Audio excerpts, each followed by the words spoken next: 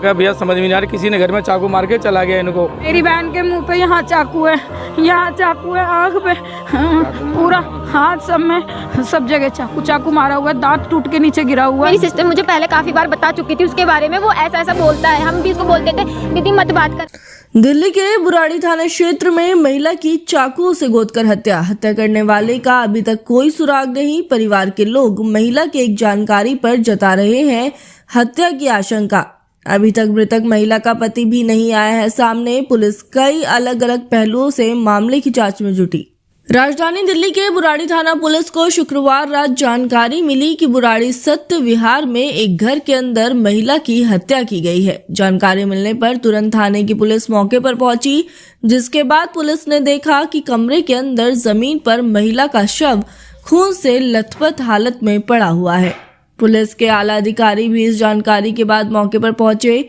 Crime team और FSL team को जांच के लिए बुलाया गया। इन दोनों जांच विभाग की टीम ने ब्लड सैंपल और कई अन्य सबूत भी मौके से इकट्ठा किया।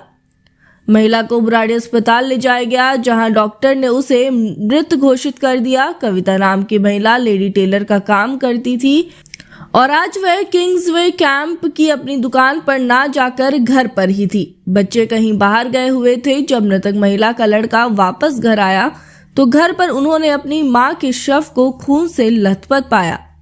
महिला के चेहरे पर कई चाकू मारे गए थे। इसके बाद तुरंत पुलिस को सूचना दी गई। मृतक महिला के परिजन कविता के एक जानकारी पर ही हत्या का शक जता रहे हैं। वहीं अभी तक महिला के पति कुंदन का भी पता नहीं चल सका है। मृतक महिला के 3 बच्चे हैं और मृतक महिला का पति प्लम्बर का काम करता है। उस वक्त वह भी काम पर गया हुआ था। परिवार के लोगों को मृतक महिला के एक मित्र पर शक है। पुलिस ने फॉरेंसिक जांच के बाद शव को पोस्टमार्टम के लिए भेज दिया है और बुराड़ी थाना पुलिस अलग अलग पहलुओं से पूरे मामले की जांच कर रही है। मेरे पास सर फोन आया था मेरी बहन को, ये बहन कहने लगी भैया अब मेरी बहन नहीं रही। मैं गाड़ी चला रहा था सर, मैं हॉस्पिटल गया था किसी को सामान देने के लिए, मेरे पास बिल अभी रखा हुआ है, तो मेरे को एकदम होपलेस हो गया। फिर मैंने पूछा कैसे हादसा हुआ, इन्होंने क्या भैया समझ में नहीं आ रहा, किसी ने घर में चाकू मार के चला गया इनको। तो मैं परेशान हो गया। फिर अपने बहनों को मैंने फ़ोन किया, बड़े वाले को मैंने कहा जी कुंदन जी कह रहा ऐसी बात है। कह मैंने बोला कि जिसके साथ मतलब आपको किसी पे डाउट तो नहीं है? कह रहे भैया मैं तो काम कर रहा हूँ, मुझे लग रहा है उसी आदमी का हाथ होगा। अभी 2-3 दिन पहले अभी बीच में बहस हुई थी। अब ये सब मैंने जानता किससे बहस हुई होगी इन दोनों की। हाँ, तो उन्होंने मेरी बहनों ने बोला कि एक बार जाकर उससे बोले बात को। तो कोई सुरेंद्र जाट कोई बता रहे थे, कुछ बता रहे थे मुझे। उसी का नाम प्रशांत है, उसी का नाम सुरेंद्र जाट है। बहुत बुरा हाल है सर, बुरा हाल है बता रहे मेरी बहन। मैंने तो साफ देखा नहीं, मैं भी मेरी बहन को दिखाने जाएगा, उसको बुरा हाल कर दिया चाकू मार के। मेरी बहन के मुंह पे यहाँ चाकू है, यहाँ चाकू है, आँख पे, पूरा हाथ सब में, सब जगह चाकू चाकू मारा हुआ है, दांत टूट के नीचे गिरा हुआ है। हाँ, इतने छोटे छोटे टुकड़े पड़े हुए हैं। हाँ, पूरा चादर पे खून खून है बैठ के, और दीवार पे पूरे में खून खून है। मेरी बहन को बहुत बुरी तरह मारा है। मुझे सुरेंद्र जाट पे शक है, बाकी आप लोग ढूंढो उसे, कोई भी हो। हाँ, मेरी बहन मुझे बताती थी कि अगर मैं उस बंदे से बात नहीं करती हूँ ना तो वो मुझे टॉर्चर करता है, बोलता है मैं तुम्हें मार डालूंगा, रास्ते में कहीं भी धक्का मार दूंगा, कहीं से उठवा लूंगा। वो मेरे पे 2-2 3-3 केस चल रहा है, मेरे पे 1-2 और चल जाएगा, मुझे फर्क नहीं पड़ेगा। वो ऐसे बोलती थी उसके बारे में। हाँ, तो हमें वो बंदा पसंद नहीं था शुरू से ही। हम बोलते थे इससे मत बात किया करी, मुझे अच्छा नहीं लगता है बिल्कुल भी।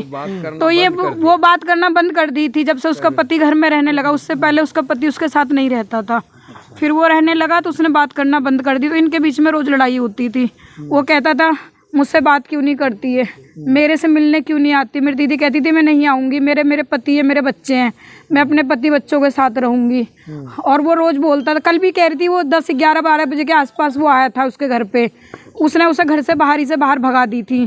क्या आज बात हुई आपकी? आखिरी बार 11:15 बजे मेरी बात हुई। मेरी दीदी ने बस मेरी बाबू की हालचाल पूछी, मेरे दोनों बच्चों की तबीयत खराब है।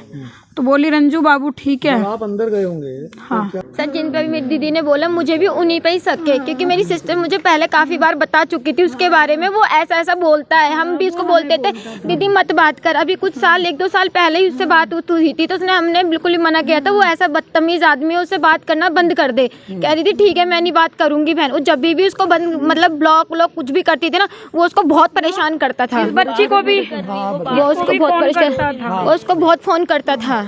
अगर कोई घर वो फ़ोन नहीं उठाती तो बच्चों पे फ़ोन करता था वो। तो उन पे ही शक है। हमें उन्हीं पे ही शक है। क्या किस तरीके से मारा? कोई बता रही है मेरी बहन, हमें नहीं जाने दे, हमें देखने नहीं दिए। अभी हमने देखा नहीं। मैं 6:30 बजे आई थी। मैं 6:30 बजे आई थी, नीचे देखा था मैंने, अंदर कमरे में गई थी, मम्मी को देखा ऐसे। फिर मैं वहाँ गई दुकान वाले अंकल के पास, मैंने बोला अंकल ऐसा ऐसा हो गया। जाने वाले थे उतने में मुँह से आ गई मेरी, बस इतना ही देखा। अंदर खून ही खून हो रखी थी मम्मी, पूरे खून में हो रखी थी मम्मी।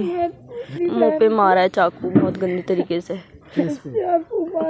पूरे फेस पे मारा है। उनकी बॉडी ठीक है, हाथ पैर इतने वो हो रहे हैं। प्लीज मत पूछो, ये सब बहुत हो गया। मम्मी का कोई फ्रेंड है, उनसे मम्मी बात करती है शायद, उन पे है शक मुझे। क्या नाम है? सुलेंदर जाट।